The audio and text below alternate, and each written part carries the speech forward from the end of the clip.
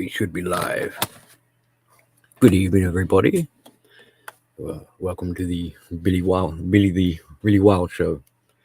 GM's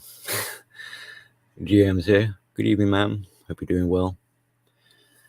Just a general chit chat. It was inspired by Gone with John. He was just talking about is anyone doing a stream afterwards, and I thought, well, I suppose I could throw one up there, spur in the moment, and just a general sort of chit chat. It's already kind of late in the morning here, so I don't plan to be here for very long. Just muddling along, shooting the breeze or whatever the expression is. Good evening, JR. I'll do an open panel thingamajig. I'll get the link. If anyone wants a little chit chat, it's open topic, open subject, open panel, open. Just bear in mind we're not going to be here all night long. So I don't even really have any. Where should we? Well, what's been happening? Let's see.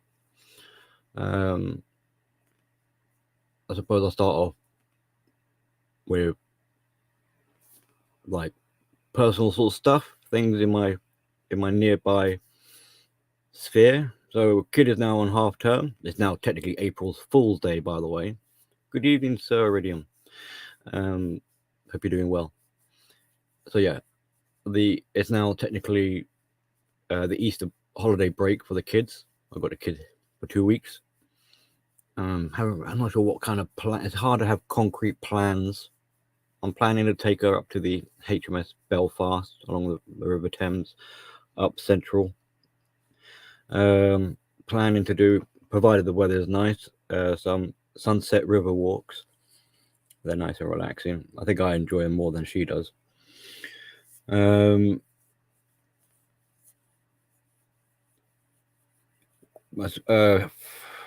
Not sure if she'll help me out with some jobs around the house and jobs with the car. It would be interesting to see. So I might give her access to my toolbox and see what kind of trouble she can get up to. Leading up to the break with the school, I was a bit annoyed. They were doing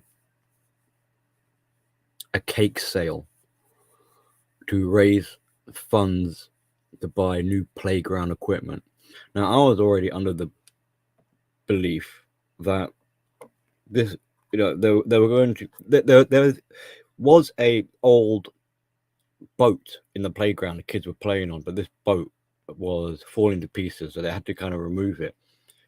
And at the time, they said, like, we're going to replace it with some other, like, a climbing frame or some sort of thing. There's also it's made out of wood, but it's like a double-decker bus. So it's kind of empty. There's no seats. It's just basically the shell of a bus, but made out of wood. That is now falling to pieces as well. But I thought there was already plans and funding allocated to replace these items. Apparently not. So they're having a cake sale to raise some money for it. And they've done cake sales before.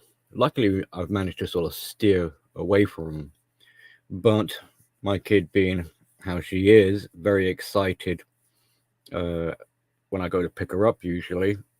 Yeah, because she's all pumped with adrenaline and hyperactive and going with the flow of what other people are doing.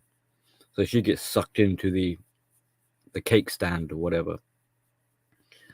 And the teachers that are staffing it are like, they say my kid's name, like Billy Jr., would you like a cake? So she says, yeah. And, which one would you like? Oh, the chocolate one, please. And they give her the cake.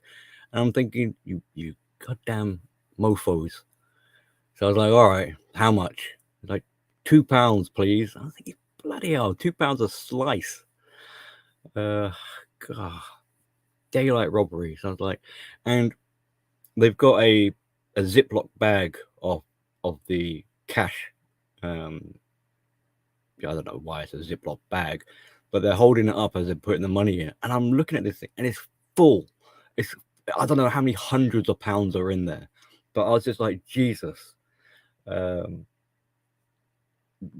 should be no problem with funding equipment now, and I don't want to hear the school talking about going forward. I do not want to hear about, oh, we're struggling for money and all this. It's like you guys are hustlers to the max. You are the A-grade swindlers I've ever seen.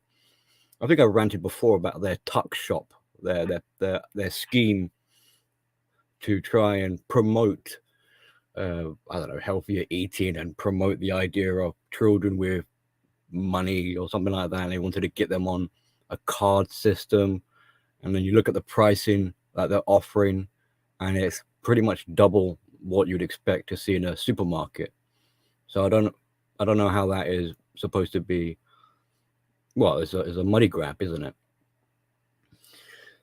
So I wasn't too pleased with that right towards the end of the school break. And there I actually donated to them that same day. I donated to them a bunch of 3D prints because it's just like clutter around the house. I was like, I noticed one of their projects was bordering on the engineering side. It had a few like cams and gears, and I was like, oh, okay, so you're getting into some engineering, are you? Okay, I've got mechanical toys, automata, so they're just kicking around. They're not really doing much. So yeah, you can have them, and they seem pleased with that. So it might be a nice little. Maybe I might be able to get one back on them and run a little sort of hustle of my own. The amount of time that I've actually suggested to them, you guys should get some 3D printers in here, but they don't want to listen to me. He says, I'm being oppressed.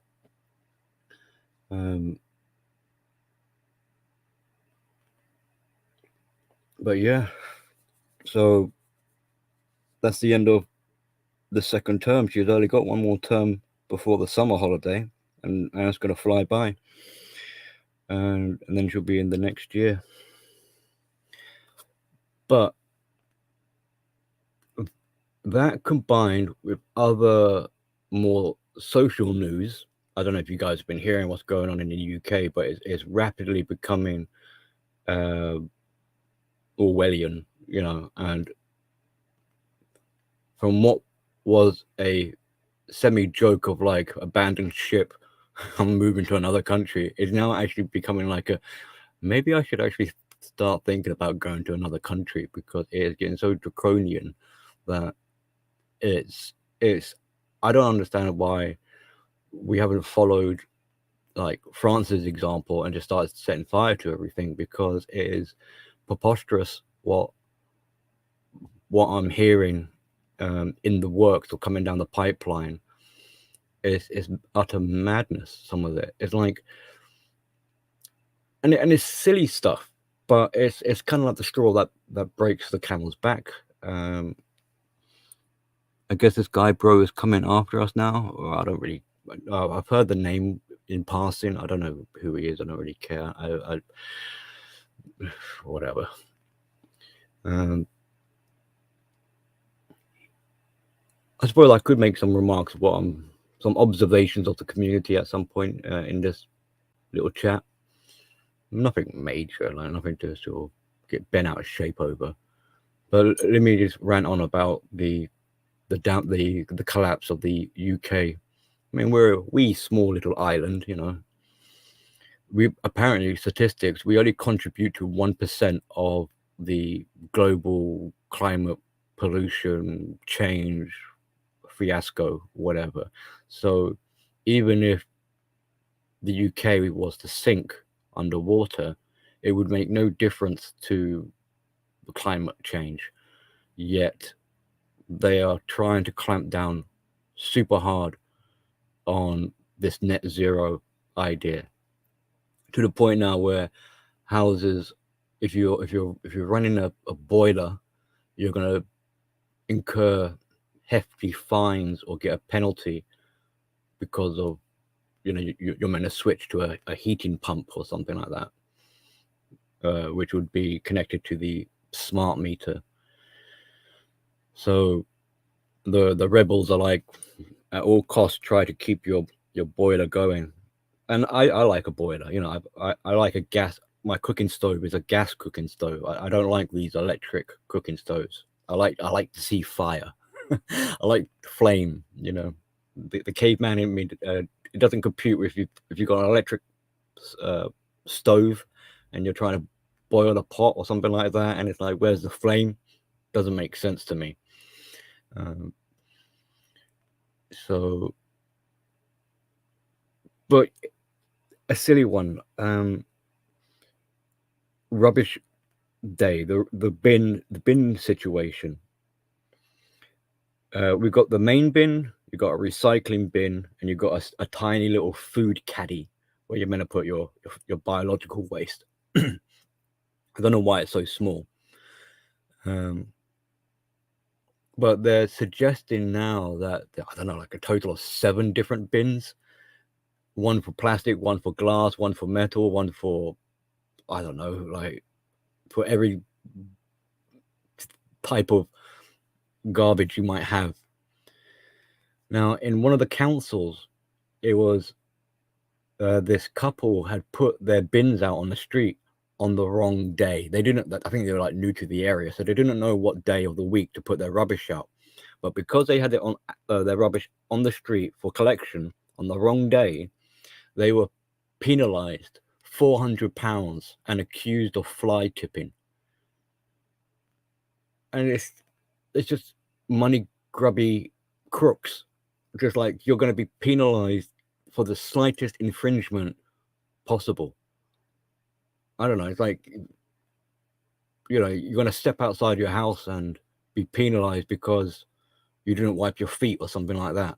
Or, I don't know. It's just any possible excuse in order to point a finger at you and be like, haha, you've broken some sort of rule, some sort of misdemeanor, and you're going to hell for that.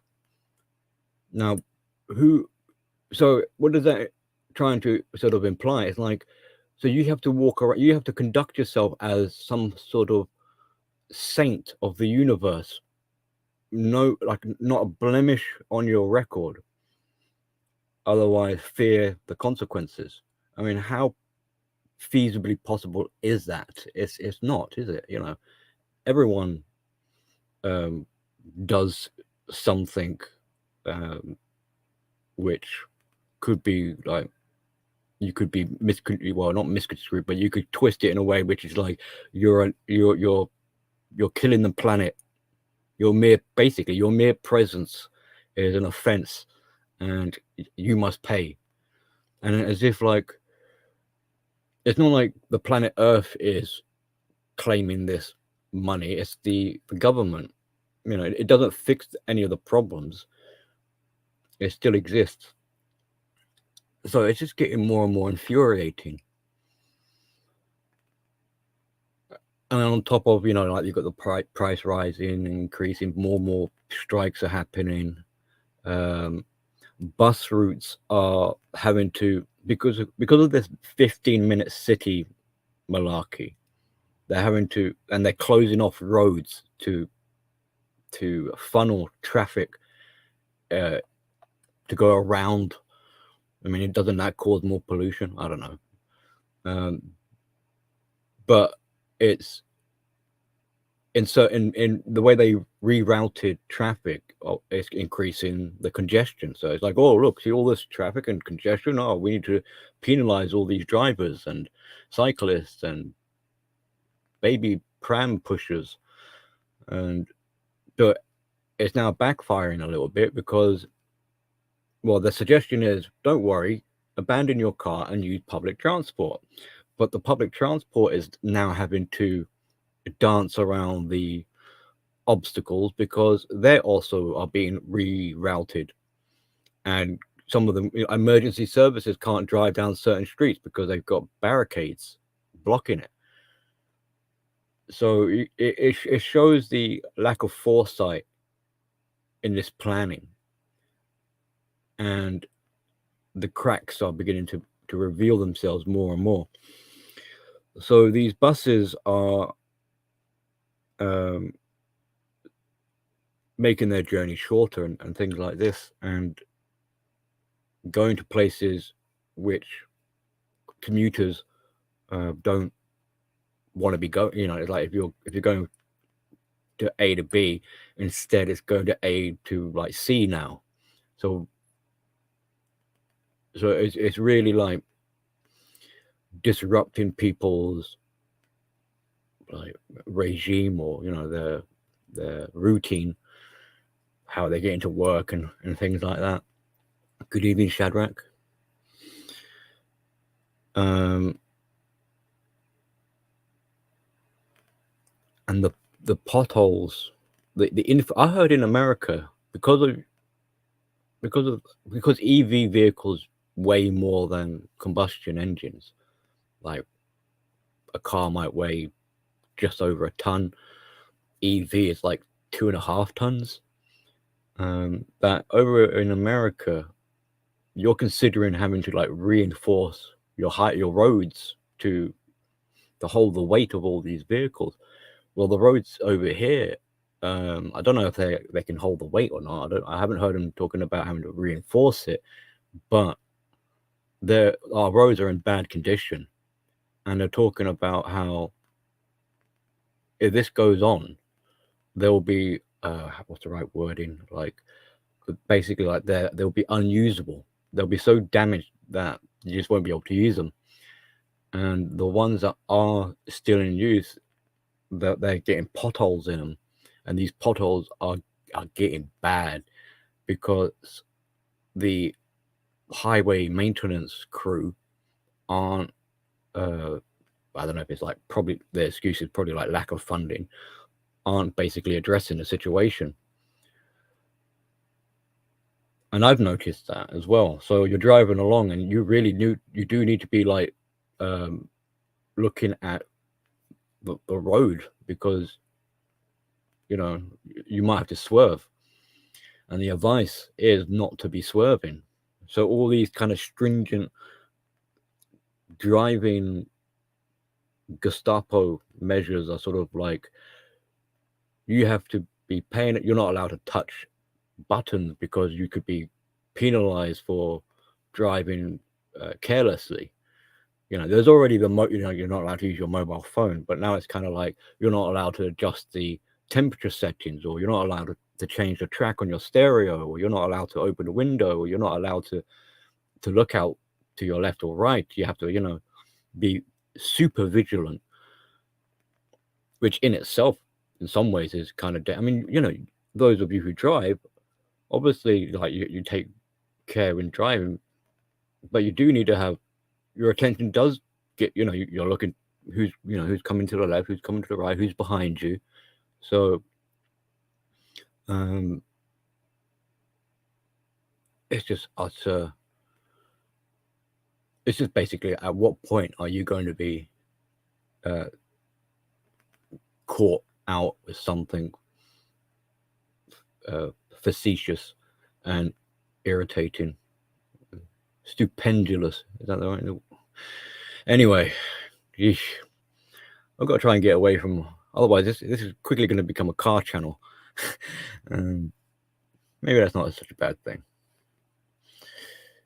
You know. Yeah. So yeah, that Eulers.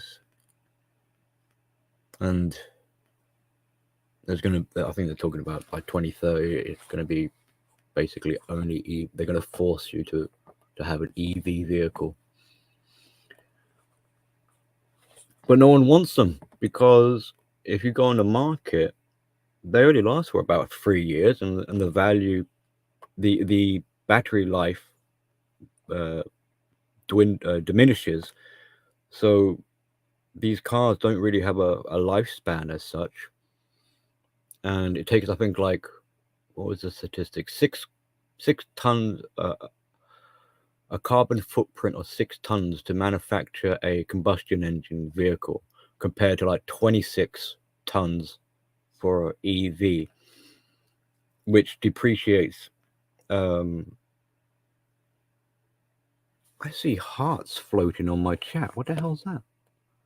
Who's sending me hearts?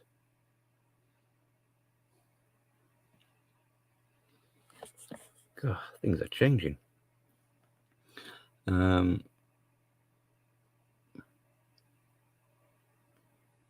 got someone here called Horace or Horace. Greetings. Was it you that sent me the putting hearts floating up the screen? It was like butterflies. Something to look forward to as the summer blooms. Yeah, and that's something as actually is a little bit pleasing. I have started to notice trees are blossoming, and the flowers are, coming out of hibernation. So I don't know if that's like because I think a lot of people will feel better psychologically when they see summer coming.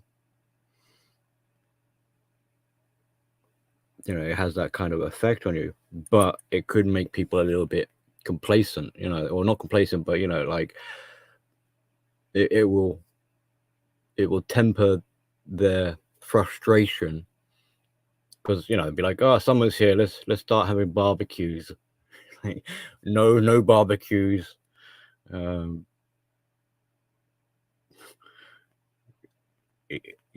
Or hose ban, no water pistols. And then as soon as the weather gets warm, it'd be like, oh, proof, you see, global warming. Anyway, rubbish. But I do like hot weather.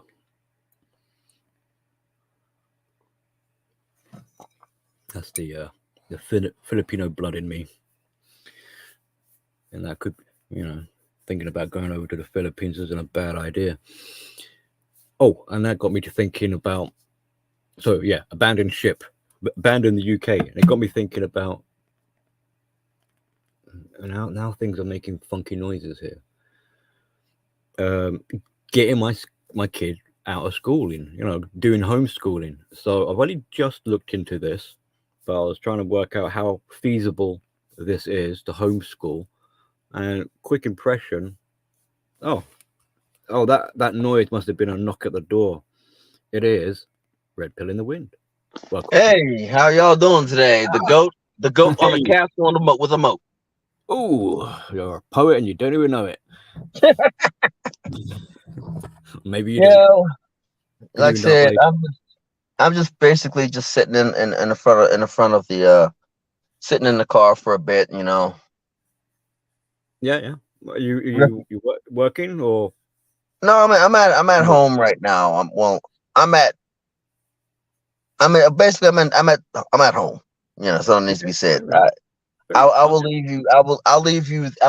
I'll leave you what's going on in Discord. Sure. Okay. All right. Well, I hope you're doing well. Anyway, it's been a while since I spoke to you last. I'm doing phenomenal. Nice. Basically, recent things have left me winning like a son of a gun. Well, good. Yeah. Some recent things have left me winning. I'll leave you the I'll leave you with the recent thing in Discord. Sure. Okay. Because I'm not trying to draw too much attention on social media. They'll find out eventually, but I'm not going to be the one to say it. See. The suspense is killing us all. You're like tickling our fancy here. The curiosity of the cat. And I'm looking over at the cat and it's like a corpse. I'm like, oh no. Yeah. I guarantee you the satisfaction will bring the cat back. Hey, there we go. Yeah. But yeah, I heard you were thinking about pulling your kid out of school and homeschooling them. Yeah.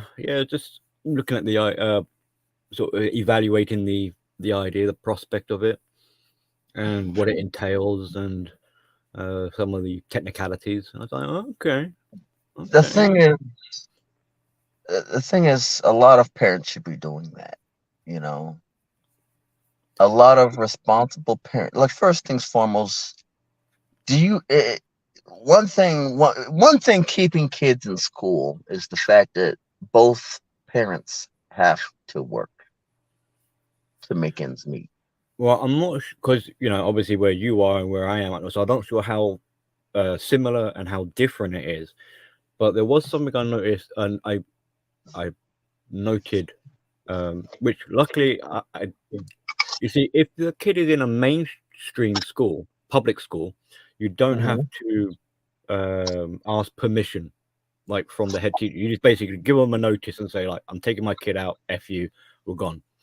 However, if your kid is in a special needs school, you need to ask for permission from that school's head teacher.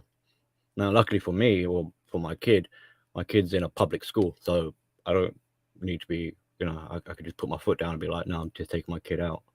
I don't even need to give a reason. Just be like, I'm just taking my kid out. Basically, I'm just letting the school know, the head teacher know, to take the child's name off their register, and pretty much that's the main part of getting that ball rolling. Well, the thing is, in that situation, it takes a village. It takes a village for that something like that. It's going to be difficult. Like if your kid ain't special needs, is it? She qualifies for it, but when she was younger, well, they were suggesting I put her in a special needs school when she was younger, and at the time I was like, no, I want her in a mainstream. I want her to be as air quote like normal as possible. But when she Yeah. finishes this school, I was considering to putting her into a special needs school. But now that I've found out about this technicality, I'm not too sure. The thing is, it's a good thing you could You kept her in a mainstream school because first things foremost, where do you think they get these crazy individuals from? Most of these people were special needs in the first place, you know. the funny thing is, from what I'm gathering with these mainstream schools, there have been such an increase in students with special needs that they're kind of um, turning into a semi or a pseudo. They have to accommodate all these students with special needs. It's a recruitment facility. It's a recruitment facility for what's the word? Mm. It's just nothing more than a recruit. It's becoming a recruitment facility Yeah, yeah. I mean, the amount of because times I'm rubbing up against their policies, their ideas, and all this, I'm just like, this ain't good. I mean, if I just do it like a checklist, like pros and cons, or tally up where I agree and where I disagree, I mean, there's not much the positive. the the risk do not do the The risk benefits, or reward. Yeah, the yeah, benefits do not outweigh the cost. yeah, exactly. And Basic operational risk management. The yeah, benefits do not outweigh the cost. I mean, Basic ORM. in favor of the mainstream school, like the positives and benefits is like one, she's getting more socialization. She's mingling with children of her own age, um, and But as at such, what cost? well, that's the thing. I mean, the kind of things the kids are up to, they're coming home with is It's getting stupid. kind of scary. Well, not just Yeah, stupid, but it's kind of scary stupid. You know. well, it's how would I say this? I would not take my kid to a library if I had a child. I wouldn't take him to a library, you know, because there's a lot of ambiguity. There's some things that a kid should not know about that the library has been, what's the word I'm looking for?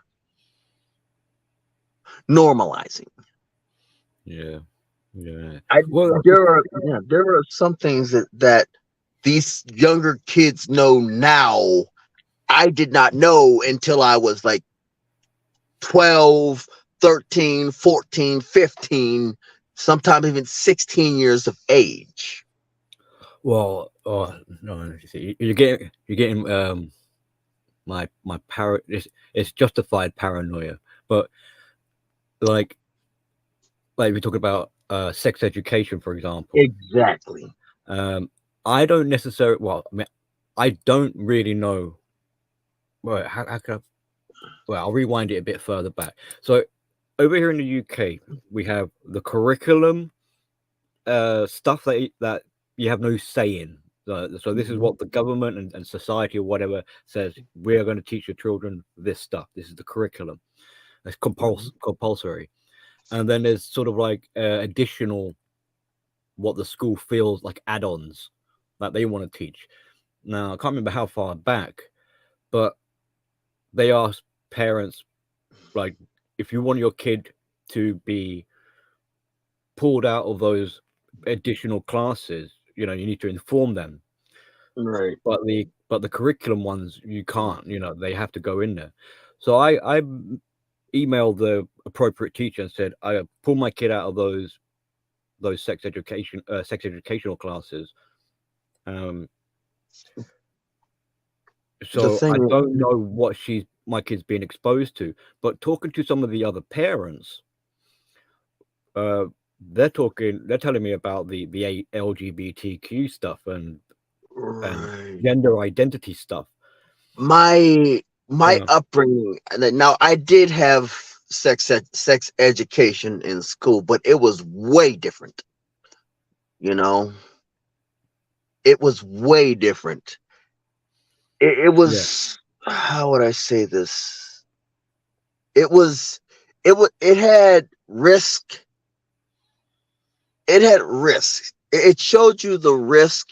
It showed you the preventative measures. It showed you how your body, how a male body was going to change, how the male mind was, how your mind was going to change, and it showed girls how their body was going to change. It gave both parties an education on how each other work. You know, yeah. Was how many classes? How long was your? What was the duration of the sex? Like how many classes of sex education, if you don't mind me asking, like um, were you given? I was given two. Yeah, The that's about the same here. first one was the first one was in fourth grade. The last one was in fifth grade. Now I was in secondary school when I remember like my exposure to sex education. I remember like they showed us a video of a woman giving birth, and I can't like how you describe it, like the female anatomy and male anatomy, and that's basically about it. But that's the second, like from the age of Yeah, maybe 12, 13 up. yeah, but it was like for us it was like it went, it did go deeper, but it didn't get delusional. You know, it didn't get Yeah, delusional. It was like, it was informative. It didn't dwell on emotions. It showed what was going to happen, like I said, to your classmates' bodies as they grew older. And this is what's going to happen. Sooner or later, you're gonna start developing hair, or you're gonna start developing well, this, you're gonna start yada yada get, yada. get, get this. I'm in a bit of an awkward situation, right? Because on a couple of occasions, I'll be accompanying a school trip, right? Hmm. And typically, well, on every no, actually on every occasion I've done so far, I've been the only male support staff or whatever going along. You got the class teacher, female. You got Hmm. teaching assistants, they're female, and I'm the only sort of male figure. You're a Now, steak. say again. You're a filet mignon. Well, You're A5 Wagyu. in a Yeah. in a hungry in a vat of hungry freaking ornery Well, dogs and heat. but the thing is, so children are walking in a reasonable line, and they kind of cluster together, right? So you've got the girl Mhm. group, you've got the boy group, and like the last one, we went to the British Library, so it was bathroom break. So the girls went to the girls' room, and boys into the boys' room. So the teacher looked at me and was like, "Would you mind going with the boys to the boys' room?" I was like, "No problem. Makes sense, right? Man, go with boys to the boys' room." I'm like, "All right, boys. 2 minutes and we're out of here. Stop goofing around or whatever." Um, Now there's this one particular student, and I assume all this time I thought, because they're hanging around with the boys, I thought this kid is a boy, right? And I asked and the thing is, like, some of their names, I'm still a bit like, who's who? Like, what's their names? Now and again, I kind of like whisper to my kid, like, what's this one's name? And I said, what's his name? My kid turned around to me and said, that's not a he, that's a she. And I'm like, oh man, is it? I don't know. I swear Pull this kid is them a out. boy, but Pull that person. Pull your kid out. It's time to pull your kid out. Flat out. It's like this is not health. That is not. That no, is I mean, I not. don't blame her. I don't blame my kid for I saying don't. it, but I it's the like. So the thing is, I'm now looking at this boy like, they do look a little bit feminine, but I'm still convinced. I'm still convinced that it's a boy, and it's just you my kid just getting it wrong, look But at the United States. Look at what's going on in the United States. That's your future. yeah. Oh, Yeah. oh. You Yeah. got this shooting in the Christian Yeah. school recently. Look at what's going on in the United Yeah, States. That's your we're future. we're now talking about having school lock-ins or Hold on. lockdowns or protocols for crazy, and of course, crazy men going homicidal in the schools, and what's going to happen. So that's another reason Yeah. why there's a lot of fear, where parents are like, well, not just the parents, but the kids. A lot of kids don't want to go back to school because they're thinking, oh my God, I'm going to a place where we're going to get locked in and Look at the United told to States. duck and That's cover your underneath future. the table. That is your future. Yeah. That is your future. 100%. And I'm laughing the whole way. I know it's wrong, but I'm going to laugh the whole entire way. You know why I'm going Yeah, to laugh yeah. the entire way? Because It, I'm not going to get mad no more. I'm sick of getting mad. I'm sick of it's kind being of like yeah, it's kind of like a race to the bottom now, isn't it? Because it's like, oh yeah. on the one hand, like the UK is following, not just the UK, but lots of countries are following like the Americans' example. But as Brits, with our egos, like, we want to do one. It's like, we'll beat you there first, so we want to outdo you, and The thing is, look at the cut United off our States. own That's your nose. future. Yeah, That is your future. That is not a race you want to win. Hold on. yeah. I mean, it's.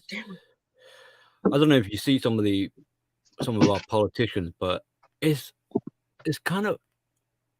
I don't understand how the way they're talking, that people just don't slap some sense into. It's like, how can they? It's embarrassing to listen to them getting defensive with their comebacks, their insults, and you're like, hang on, you're supposed to be rationally minded political leaders, and this is how you're acting and behaving, and yet we're still in support and we're going to enable this. Yeah. So I don't know who's worse here. Is it the political leaders, or is it the sheeple who, I suppose it's like That's a learned good question. helplessness or something like that. They don't really want to clap back, but That's a good question. That's an excellent question. it's like, at what point does it become like, this is just too much? You hear about they're increasing the retirement age. Now, that's what happened in France, because they increased it by 2 years. I heard one country, I'm not sure which country it is, they're thinking of increasing it by 4 years. Oh boy, look there, look here. First things foremost, by the time you want to retire, you'd be lucky to live there. You know, you'd be lucky to live to retirement in America. You know, you'd be lucky to Yeah, live well, to retirement in America. Like, and if you do make it to retirement, you'd be lucky to have any actual to- like savings, to live out your retirement. exactly. You'd be lucky to have any form of savings to live out your retirement. That's the reality. You know, like I said, look at America. That's your future. Congratulations. You are now America 1.0 because you know why? Because well, I mean, we're because United States came from Britain. We just defected. You know. Yeah. Yikes. I mean, what? Too spicy? No, it's just when you try and weigh all of this stuff simultaneously, it's just like It hits hard, doesn't it? it's well, what's the sort of it's so mad that Oh, you it's can't believe it. entertaining to You me. can't believe it's true, sort of thing. This is entertaining to me. Like I said, I'm not going to get mad. I'm not going to cry. I'm going to laugh. Yeah. Well, this is why, like, when I lean into the sort of psychological topics, I'm like, this can only really happen or exist if the world is, or the population has mass psychosis. There We must do. be a mass mental illness disorder for this to be This is facilitated. it is. It first things foremost, it's normalized. It's normalized delusion. It's normalized delusion. You know, it's normalized fantastical delusion. It's just nothing more than normalized. It's just like I said, it's normalized. This is literally normalized psychosis. You know, it's normalized mental illness. It's normalized dysphoria. You know, I'm the Yeah. crazy one because I think somewhat rational. You're the crazy one Well, because that's you right. think Yeah. somewhat rational. You have the mental illness. You know, Yeah. Yeah. that's pretty much what it is. It's like it's normalized delusion. You know, that's normal. Welcome to the new normal. Look here. I don't know if you've seen the Animal Farm or read the book. I don't know if Right. you've seen 1984 or read the book 1984. This is normalized. This is the new thing, the new speech, where they can control everybody's emotions and get everybody in a frenzy just by by a cinema press conference. Get So would everybody. you do some looking into a crystal ball? Like, do you think this could be the end of humanity or civilization or society or something? Do you think we might go extinct or? And first things foremost, Or would they're there going. be like First new things age? foremost, they're either going to lock every. They're going to freaking castrate a lot. First things foremost, if this is allowed, a lot of men are not going to be able to have children by the end of this. Oh, you have to go. They're gonna take away our balls. Oh, They're going to try. They're going to try. Some of us are going to escape. They got. Look here. If you like, I said, do you got wood? If you got, like I said, they're going to try. Some of us are going to die, and that's what's going to happen. Is once they manage. Well, I'm looking hypothetically. Not. I don't see it directly happening right away or happening, but I'm looking looking at the crystal ball hypothetically. yeah. What they want they want every man emasculated. Even if it's the strength is in numbers, they want every man emasculated and weak.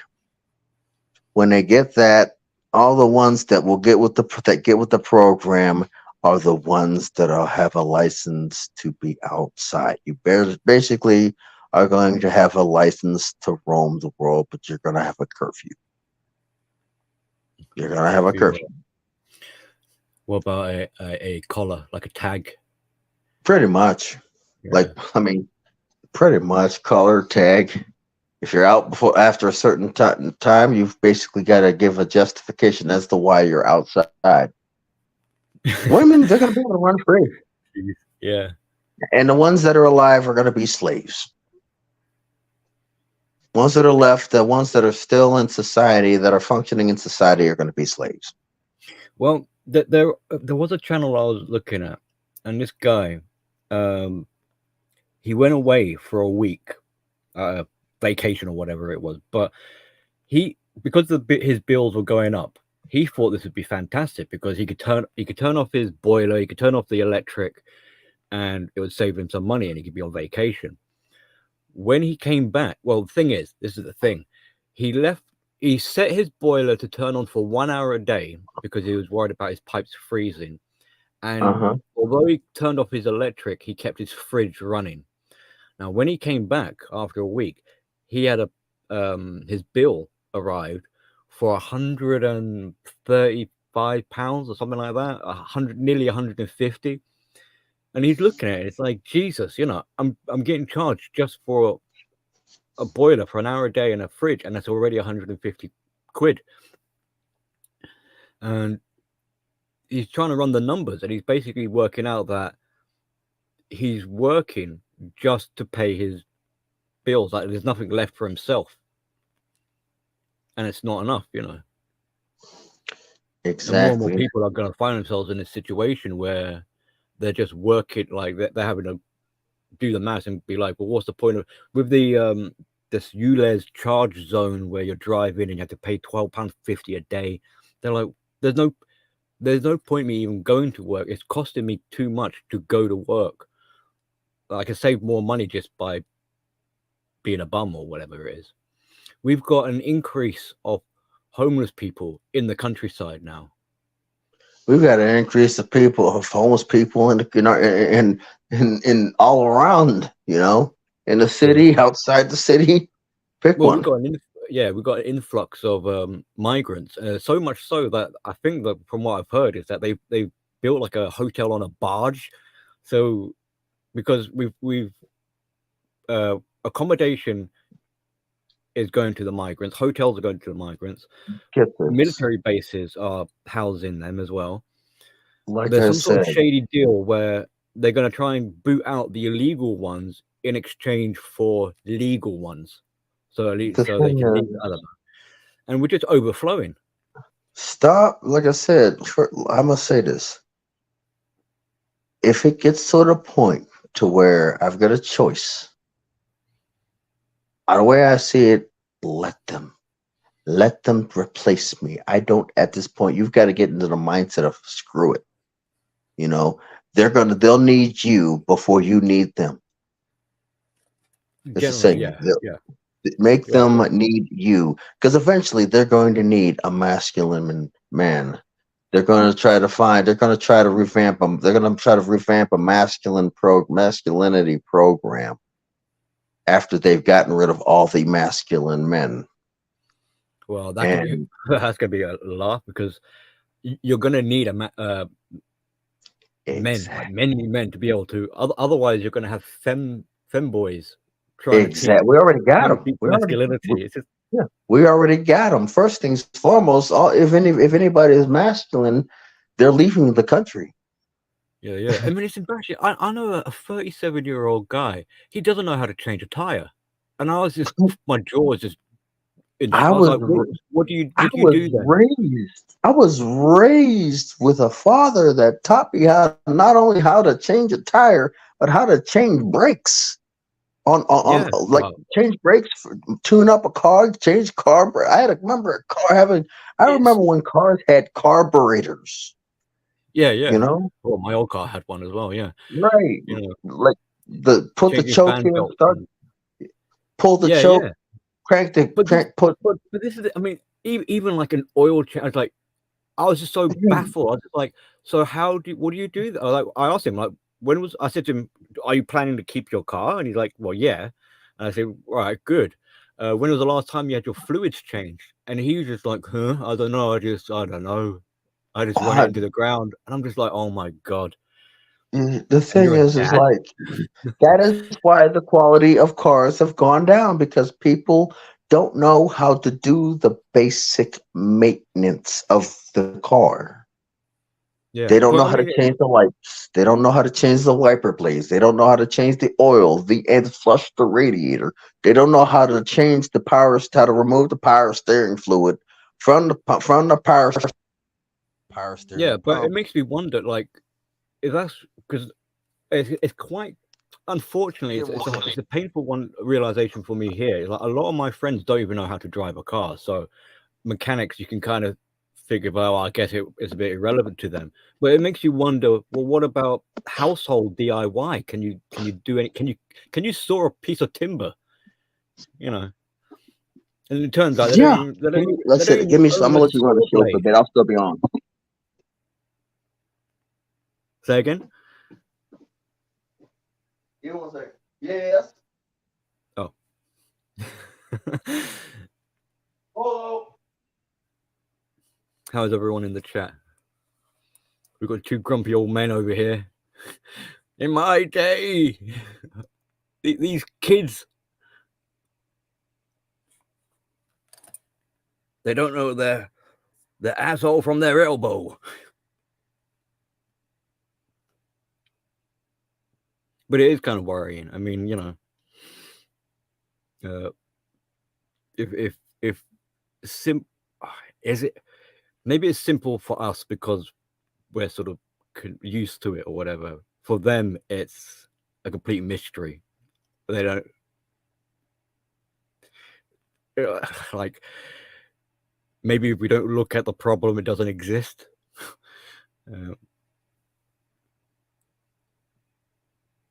But it's just mind-boggling. How does someone go around in life like that?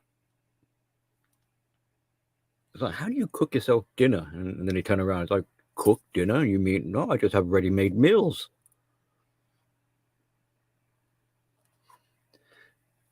Convenience. I was trying to make this point to my kid about convenience. I was like, the whole point about these shops, and like you got shops, they're called convenience stores or convenience shops or whatever. They're given that name for a reason because it's convenience, and you pay for that convenience. It's easy. That's why it's there, but you have to pay for it. Now, if you want to save money or you want to do better, then you have to go out of your comfort zone. You have to avoid what is convenient and put in the and usually it's not even that much extra effort.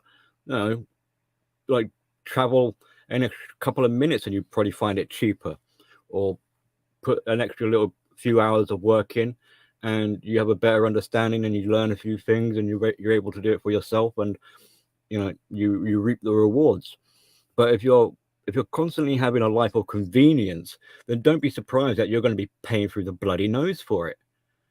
And then don't come complaining to me that that you want something and it costs too much money and you haven't got any money for it, or that you're upset because the thing that you thought you could have so easily with because convenience is also like instant gratification, right? So Right. if you don't get that expected entitled thing you're after, you start getting upset about it. Exactly, because So people do not know how to control their emotions. You yeah, know, it's called emotional control, but that's seen as negative masculinity according to society, which basically brings me back to 1984, where basically they put everybody in an outrage The person running the society is calm, cool, and collected. He's a wolf running, or he's nothing more than a wolf herding sheep. You know, it's a wolf herding sheep. Definitely. I mean, that kind of like it's more than just a philosophy. It's like a principle. It's like an ethos where I mean that really with my relationship with my kid, it really does help our connection because for her autism, you know, her emotions are very dysregulated, and she's heavily, as a result, heavily dependent, and you know, she could be swept away. So it's crucial that I keep a level head Right. when I'm gonna you know say this. with her, like I'm her In, anchor in a way, or whatever. right. Encourage her to do things like don't read the full book. Break off the book, like say like that night. Encourage her to do things for herself. Oh, definitely, yeah, Like I said, if you do, I mean, purposely do things the wrong way, so that she can analyze it and then do it the right way. yeah. It's kind of funny, like Like, that. There's there are times where I deliberately act like a goof to teach her a lesson where, you know, the clock's changed an hour recently, mm-hmm. and the clock is kind of high up on the wall, so I had to stand on the table to do this. I said to her, like, look, I don't really want you standing on the table. So as I climbed up on there, I deliberately kind of made the table like wobbled underneath my legs. I was going, oh, I'm scared, and like, oh, but I gotta do it, you know, like calm, you know. So I was trying to, I don't know how well I was teaching a lesson, but it's like even though I was scared, apparently scared, and I had fear, still I had to focus and do what needed to be done and change the time on the clock. Um, Yeah, so like I learned a lot. Like I said, my dad, like I said, it's a mix between doing things the right way and showing them, and having them hold the flashlight in yeah, the car. Yo, let me tell you something about that. How Americans do that. Basically, no matter where you hold the flashlight, no matter how high, no matter how low, close or far, you're never gonna do it the right way. You know, it will never be right. You know, and it taught us a lesson that occasionally it's gonna be wrong no matter what you do. It's how you handle it. definitely, You know, yeah. it's how you handle it. Yeah, Like, I definitely try and push that lesson where it's like, look, dad isn't perfect. Don't look at me as like God figure. You know, I make loads of mistakes. I have lots of emotional things just like you, but it's about controlling it, about facing it, about the discipline of it. It's about the awareness of it, and having the right strategies to be able to cope given whatever circumstances that arise. by me, well, I said, look, by me laughing at everything in society, that would be seen as toxic. You know. Hold on, but I gotta conclude myself off this live stream because I gotta go shopping. Sure. I'll leave you a message in Discord on the on the fine on the to bring the cat the status bring the cat Ooh, back. You know. yeah. Okay. All right. Okay. Peace. Okay. Win. Great having you here. That was fun. That was Red Pill in the Wind, everyone. Yeah. Good. I feel old now. Damn it, Wind. Made me feel like a grumpy old man. But no, I think the sort of underlying uh, message in our conversation there is these. See, you might think of them as like traditional values or uh, old school lessons or something like that, but if we're not careful, this kind of stuff will be forgotten. And with that, not to sound too like egotistical, but like catastrophe is looming around the corner, because what on earth are you going to do if push comes to shove?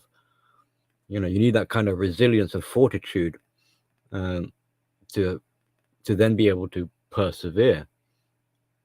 And I worry that the younger generations, because of this like convenience and instant gratification and the inability, well, or more case like they buckle underneath the pressure, they want instant relief, that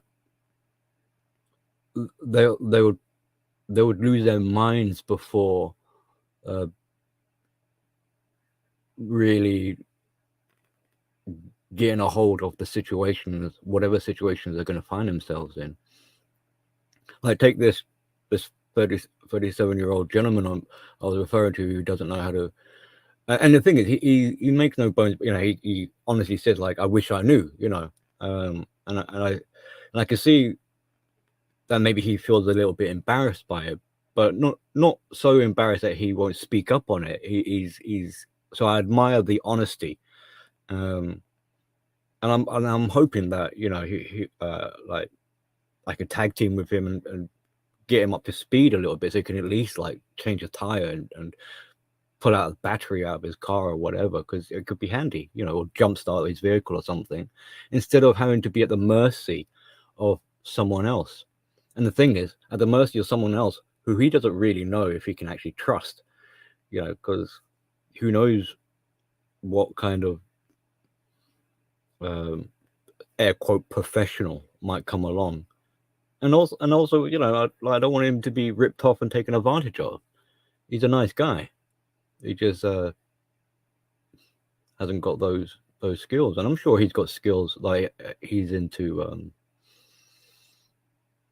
growing vegetation or whatever. So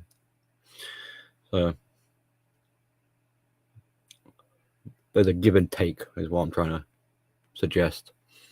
You know, just because someone might not have the air quote masculinity about them, doesn't mean they don't have other things of use and pertinence. I mean, this guy, he's a dad, and that alone is already a, how would you say, like there's a potency about fatherhood there, where his children presume, you know, but his children, you know, will look at him as though he's the head of the family.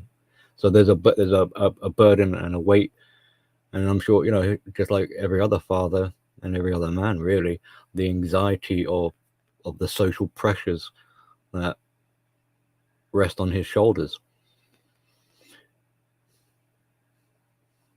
You know.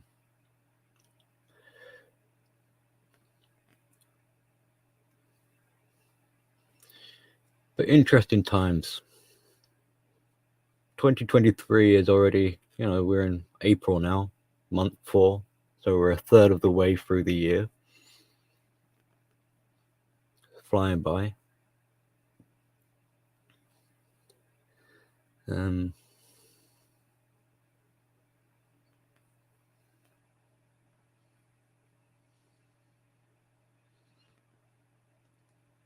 Yeah. I like hearing about these little, like, these incidents that have lessons underpinning them, anecdotal stories that have a message or a reasoning. I think it's a good thing. And the art of storytelling as well helps to convey this over. It's more than just, you know, you see how earlier in the stream, if you were listening, I was just ranting, of complaining, moaning, oh, this is the UK abandoned ship. I mean, what can you do with that kind of knowledge? Nothing really, other than just complain. but the conversation with Red Pill in the Wind there had more nuggets of insight, I feel, and more beneficial. You know, those experiences that you can only get from actually living life. You know, you can't really even hearing about it or reading about it is not the same as actually living it. So there's on a more psychological level that, like, don't be a living dead zombie, you know, NPC that doesn't really live any actual life. You know, you're just in a malaise of existence. You need to have that experience so that life becomes more enriched and more meaningful. You know, good times and bad times. Like, it's almost sort of besides the point. Like, a lot of people just want to have a good life or a happy life. It's not really at least I don't believe that that's really a good way of living a life. Like, maybe a life is indeed pain, or has a string of air quote like bad luck, but still it's quantifiable, and in that sense, it has just as much credence as a air quote good life. You know, and you could look at that struggle, if you had a more negative spin on it, as a life which contains a higher level of appreciation, because you can recognize the fragility in what life has about it. You know, how precariously situated, and you know how fine-tuned, and how it's easy to become complacent, take things for granted. And despite all of these challenges and whatnot,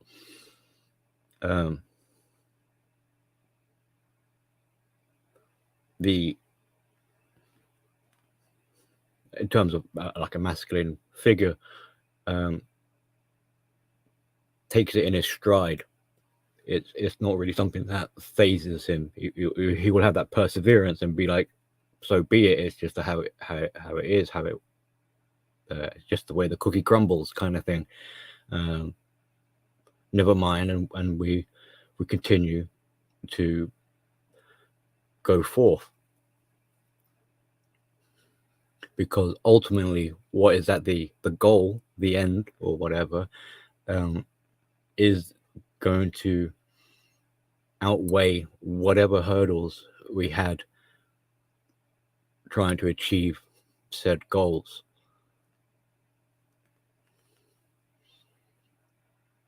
And perhaps this is a kind of philosophy when we talk about the blood, sweat, and tears, is that in knowing of it is worth it, or my life is worth it, regardless of whatever may come.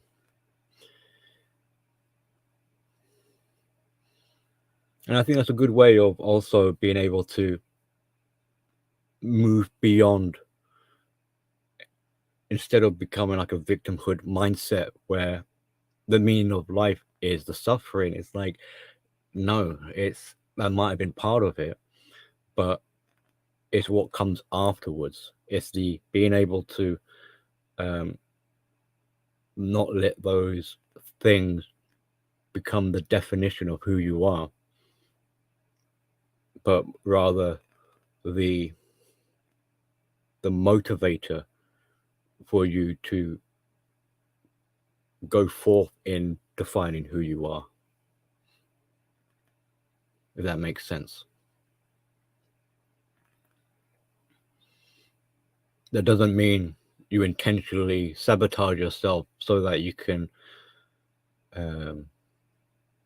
stand on the laurels of an artificially constructed framework.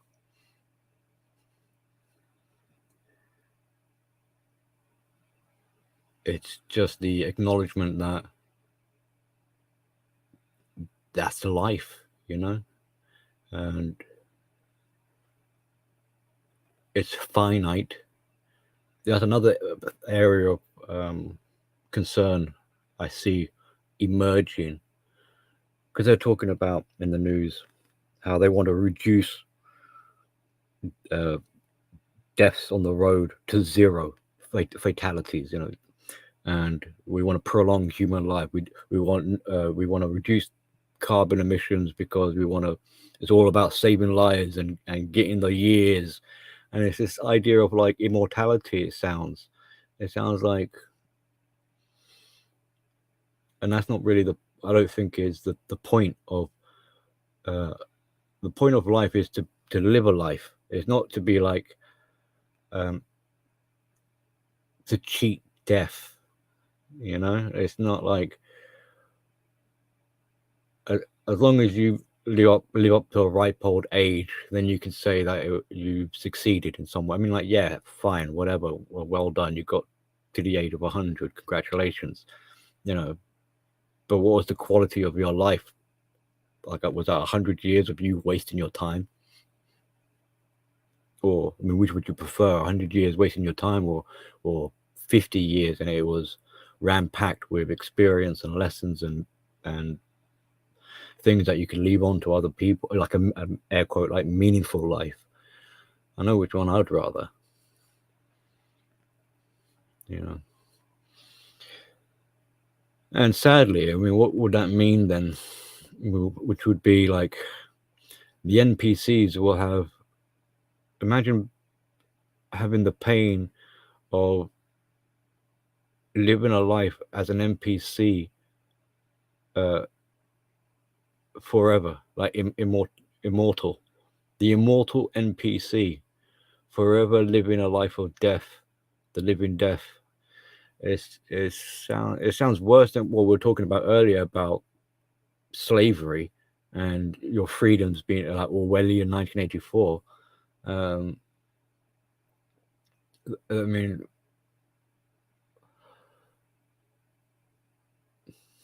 yeah, sounds like torture.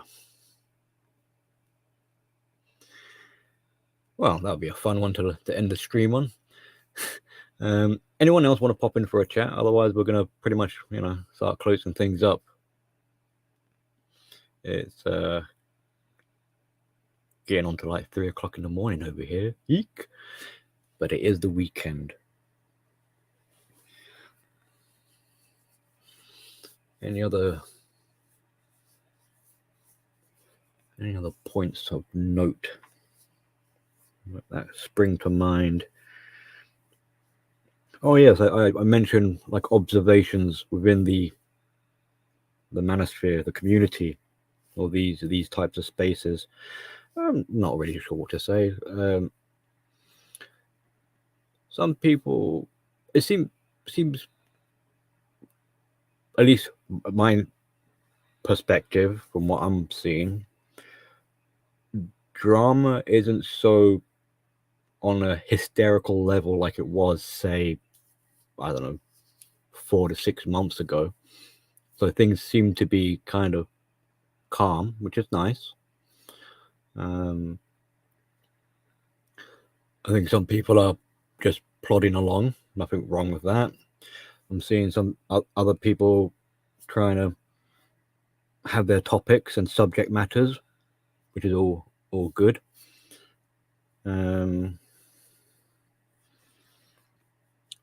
I haven't been seeing as much collaborations, but I think it's because people are kind of occupied and people are busy, which is fair enough. You know, I'm not being judgmental here.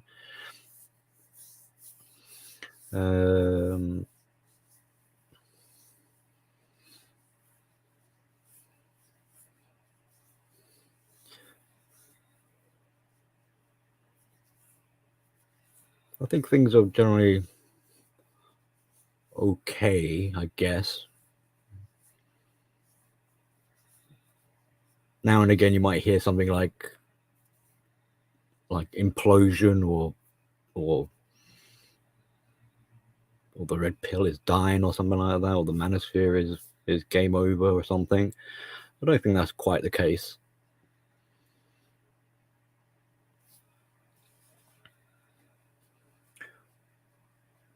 Not really seeing particularly any new faces. I hear mention of like more and more, apparently like more and more people are turning towards the MGTOW philosophy, but I don't actually see them. So I don't know if this is true or not.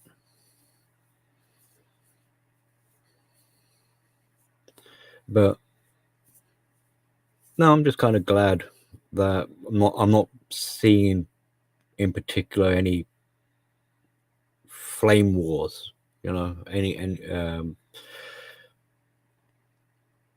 I remember a time where some people, you know, they'll be loggerheads or whatever. They'll be in, very stressed out. They'll get more and more stressed out with their interactions with whoever it is that they were having grievances with, and so I haven't seen that sort of anxiety, that stress level in people. So I'm pleased for them about that. Whether that's because people are going their own different ways, or they're mellowing out, or they've got no contact or something, for whatever reason.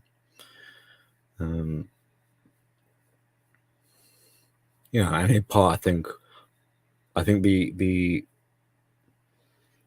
effects of trolling is wearing off. You know, their antics are not as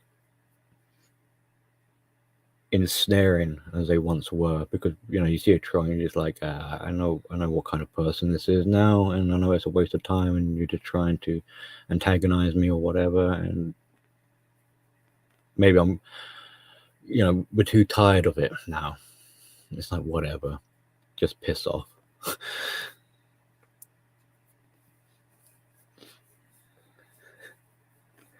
So I guess that must be like bad news for the trolls, but c'est la vie.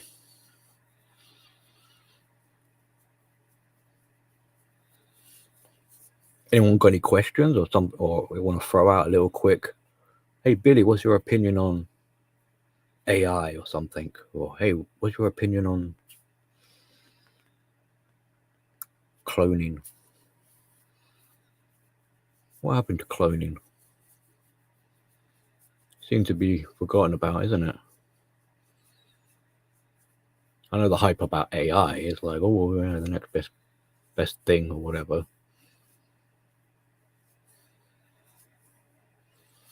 If they could clone you, if they can clone you a new body and swap your brain with the cloned brain, so essentially give you a new body, would you do it?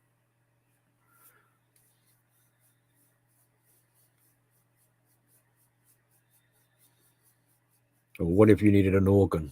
So they clone you to grow a new heart so that you can have a transplant.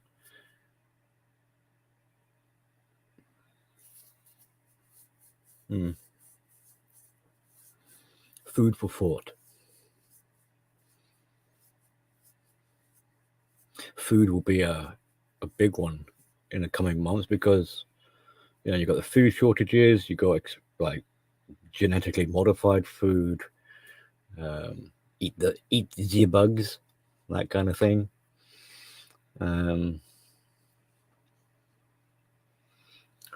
No eggs, shortage of dairy because cows are evil, something like that.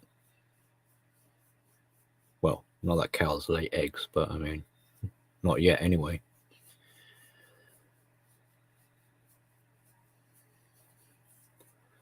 Yeah, I guess that's about it, really, everybody. I've run out of ideas, so I guess we'll close. So, last chance for a quick question or something.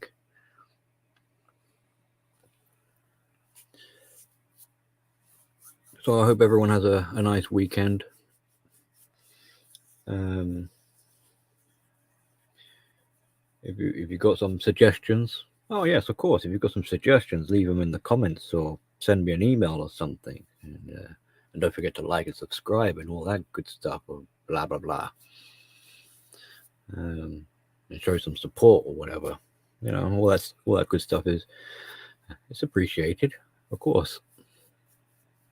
It helps grow the channel, helps get the reach out there. So if you're new here, or if you're recommending this channel to someone else, again, many thank yous, and